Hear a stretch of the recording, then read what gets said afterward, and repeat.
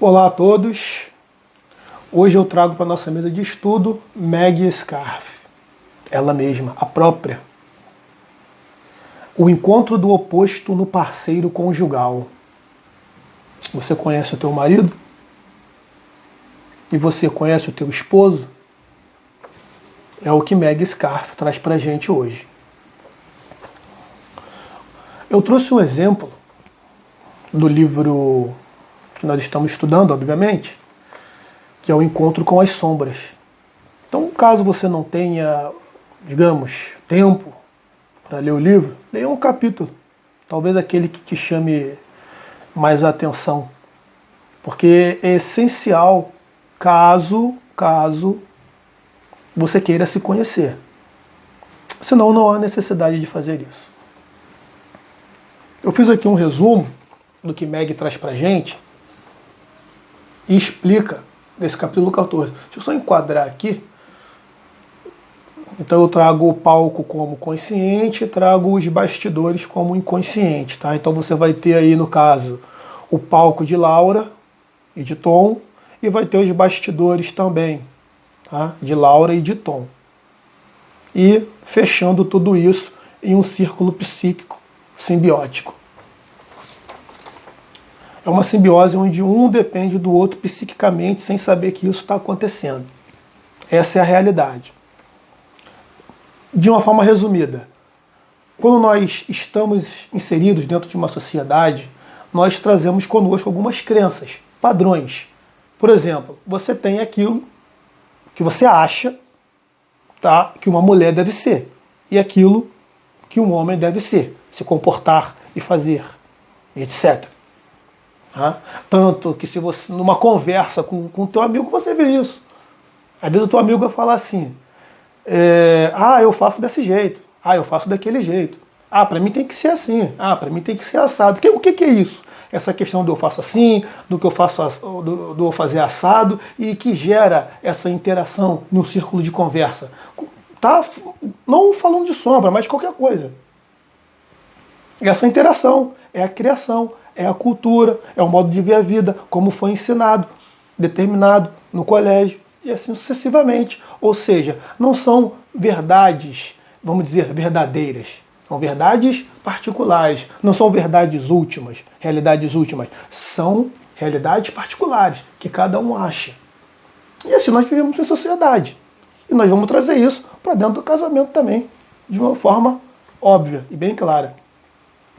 Então, nesse resumo que eu fiz para vocês, ela fala sobre isso.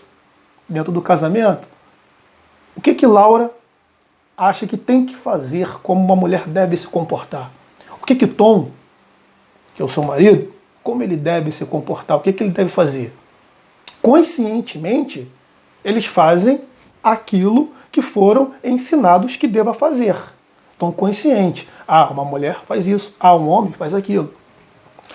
Porém, tem o inconsciente, tem o material que está reprimido, tem o eu interior falando, buscando a sua vivência real. Aquela expressão do ser como vida, ele está pulsando. E se você vive um padrão, você vai contra aquilo que a tua própria essência diz para você fazer. Aquilo que você sente, que você tem que se expressar. Qual a sua forma de se expressar no mundo? E para essa forma de expressar é fazer qualquer coisa? Não. Lembra que nem tudo, né, me convém. Eu quero tudo, mas nem tudo eu posso fazer, nem tudo me convém. É isso que eu estou falando aqui. E o encontro do oposto no parceiro conjugal é o material reprimido de um sendo expresso no outro, como eu falei, e o material reprimido de um sendo projetado no outro. O que acontece? Laura, ela busca intimidade, mas na verdade ela quer independência, ter o seu momento próprio, de identificação consigo mesma. Tom, ele se diz autossuficiente, mas na verdade ele quer aproximação, carinho, atenção, conversa e diálogo com a sua esposa. Mas Tom reprime ânima, ele não vivencia ânima, Ele vivencia o ânimos, que é aquilo que é o condicionamento de um homem deve ser e se comportar dentro de uma sociedade. Então ele tende para um lado e não se realiza no outro, apesar de que ele necessita daquele outro lado, porque intimamente ele busca aquilo, mesmo sem saber que busca, é o que ele faz. E a simbiose psíquica acontece, por exemplo, vamos supor que Tom permaneça quieto no canto, sem comentar, sem falar nada com a sua esposa. Pode acender uma luz na esposa, pensando, bem, por que esse cara está quieto? Então ela vai até ele. Esse ato de ir até ele, ele se satisfaz. Porque ele atingiu o objetivo, ele ficou quieto para que ela se aproximasse dele. Foi um artifício que ele usou inconscientemente, sem precisar falar, vem até mim, me dá uma atenção, me dá um carinho, me estende a mão. Ele não fala isso. Por quê? Porque ele está negando aquele papel de ânima dentro dele. Carinho, atenção, conversa, diálogo. Lembra? Tem que existir um equilíbrio. Da mesma forma, Laura necessita do lado ânimo, necessita da independência, da autossuficiência, porém ela bloqueia esse lado, não deixa isso vir à tona, então projeta isso no marido. Então ele fala, ele é muito autossuficiente, ele é muito independente, ele é muito cético. Por quê? Porque ela, na verdade, ela quer ser daquela forma também. Ela quer se expressar daquela maneira. E assim acontece também com Tom, como eu falei anteriormente. Ele quer o carinho, mas não busca. Então aí acontece uma simbiose psíquica. Porque eles estão num acordo íntimo, onde um carrega somente a intimidade, o carinho, a atenção, e o outro carrega a autossuficiência. E na verdade não é o que deve ocorrer. Porque ambos não podem vivenciar as duas coisas em um equilíbrio saudável, de vida plena e de expressão íntima e de realidade consigo mesmo e com o outro. Por causa do padrão pré-estabelecido socialmente, culturalmente, como eu falei no início. Isso que eu expliquei é bem resumido, é o resumo do resumo do resumo do que o capítulo fala, é muito mais profundo do que isso. Mas a princípio é o suficiente para entender o que esse capítulo traz. É só para botar um gostinho na boca de vocês. E para concluir o ensinamento de Meg, ela faz o seguinte discurso nesse texto, o encontro do oposto no parceiro conjugal.